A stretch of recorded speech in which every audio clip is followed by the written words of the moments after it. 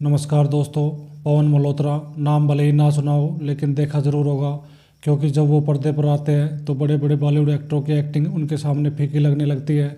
बॉलीवुड की परंपरा रही है कि अक्सर अच्छे एक्टर सहायक की भूमिका में नजर आते हैं और लोकप्रिय एक्टर हीरो की, लेकिन फिल्मों के कई दृश्यों में ये सहायक कलाकार मुख्य कलाकारों को एक्टिंग में पछाड़ देते हैं। बॉलीवुड शायद पिछड़ा हुआ भी इसी कारण से है कि इसे चाहने वाले लोगों को अच्छे और बड़े एक्टर का फर्क समझ नहीं आता, इसलिए बड़े एक्टरों के पीछे जहाँ दुनिया पागलों की तरह भागती है, वही अच्छे एक्टरों का असली नाम भी आधे लोग नहीं जानते। पवन मल्होत्रा एक ऐसा ही नाम है। थिएटर से शुरुआत करने वाले पवन दिल्ली से मुंबई केवल कुछ हफ्तों के लिए आए थे, लेकिन सपनों की नगरी में एक बार कदम रखने के बाद वह कभी वापस नहीं गए। यहाँ आते ही उनको काम मिल गया था, यह सोचना गलत है, क्योंकि उसके लिए उन्हें बहुत पापड़ बेलने पड़े।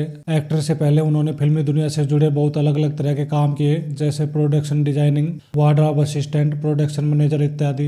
एक्टर के रूप में जब वह बड़े पर्दे पर आते थे तो बड़े बड़े एक्टरों को एक्टिंग में मात दे देते थे। फिल्म परदेश में उन्होंने शाहरुख के दोस्त का किरदार निभाया था। उनका इस फिल्म में ज्यादा बड़ा रोल नहीं था, कई सीनों में तो उनके डायलॉग भी नहीं थे, केवल चेहरे का क्लोज शॉट था, लेकिन सिर्फ एक्सप्रेशन के दम पर उन्होंने वह कर दिखाया जो बड़े बड़े एक्टर भी नहीं कर सकते। कहीं आग लगने से पहले उठता है ऐसा धुआं, जैसा है इधर का नज़ारा वैसा ही उधर का नज़ारा। फिल्म परदेश में ये उनका डायलॉग था। हर फिल्म के किरदार के हिसाब से खुद को ढाल लेने वाले पवन को लोग काफ़ी समय से इसलिए भी नहीं जानते थे क्योंकि हर फिल्म में वह बिल्कुल अलग तरह के अवतार में नजर आते थे। रोल कॉमेडी हो, नेगेटिव हो, पॉजिटिव हो, चाहे जैसा भी हो, वह उस किरदार में ऐसे समा जाते हैं जैसे उन्हीं के लिए बना हो।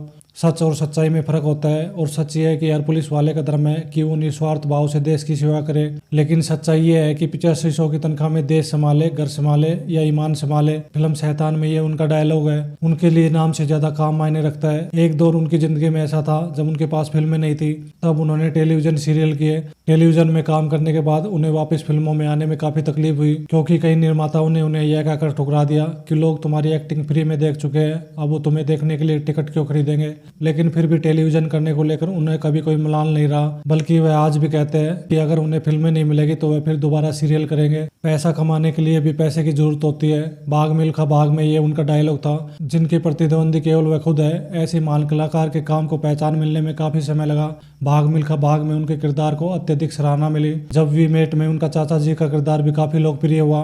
उन्हें उनकी फिल्म फकीर के लिए नेशनल अवार्ड भी मिल चुका है। वैसे उनके काम के लिए उन्हें जितने भी अवार्ड दिए जाए उनके हुनर के आगे कम ही है। बॉलीवुड में जब भी अच्छे एक्टरों की सूची बनाई जाएगी उनका नाम उस सूची में जरूर होगा।